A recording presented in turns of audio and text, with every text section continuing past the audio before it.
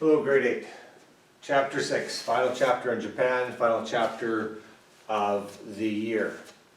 This is a lot of information in the next 2 weeks and not really a ton of assignments to go with it.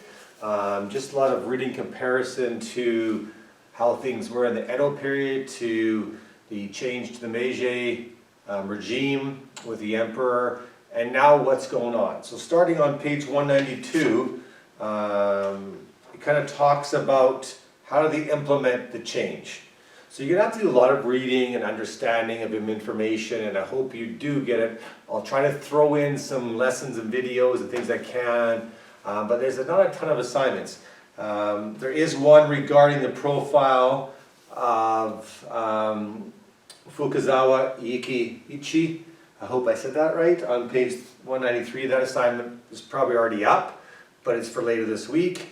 But you kind of see, you learn that they wanted to modernize. The Okura mission, they went around, they saw the different things happen, they want to change their education system, they weren't going to ban Christianity anymore, they need to catch up, industrialize. And Japan did that right from the start. When the first Portuguese brought their first firearm, the gun, they reproduced it and made it. So they're able to do it, they now realize they just have to do it. So they're taking the best ideas of schooling, education, industrialization from everywhere, and they're going to do it. They're going to industrialize, they're going to change, they're going to do it in a fast pace.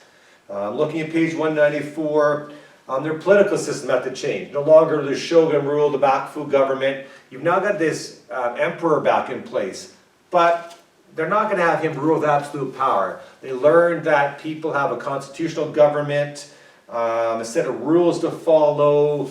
Eventually people have a say, democracy. They weren't ready to go there yet, but they wanted to unify the country. They didn't want to have different people, different areas against for. They want everybody to feel that a part of it. So they had to modernize the government, unify the territory. This is on page 195. Again, you're going to have to read through that and kind of get some of the terms that you don't know. New model of government. Page 196, changing the political system, creating constitution. Remember last year from Canada, right? They created constitution. We had, the 4 original provinces come together and, confederation. Well, Japan has to come up with a new constitution of what's going to be fair. That's on page 197.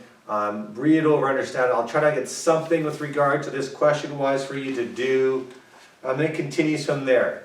They're going to look at their economic system. Okay, the shoguns ruled, controlled power. They had everything. The people close to them got everything. Some people were really struggling. They put a lot of taxes on the farmers. Things have to change to make everybody be able to prosper and want to work hard. Industrialization was the biggest thing. Build factories, build things, what can they do, what industry they can get. And you remember the United States ship that showed up was huge, they'd never seen it before. They didn't realize what was going on there. So what can Japan do to industrialize? So they had to come up with some new projects, things that they wanted to do to be able to sell in other countries that they could make. They also had to change their military system.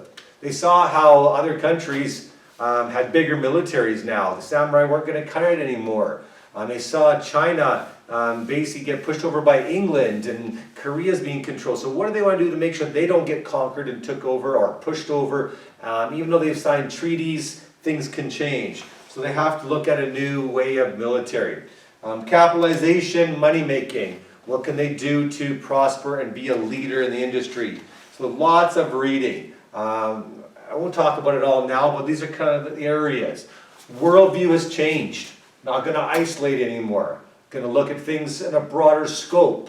They've had more contact with other groups. They're learning about ideas from other areas. Their political system, social system, culture, all is going to change. No more class systems like they had.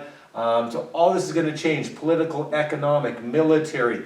All going to change the worldview going forward. The way people see themselves fitting in. They see themselves in the world. A bigger scope.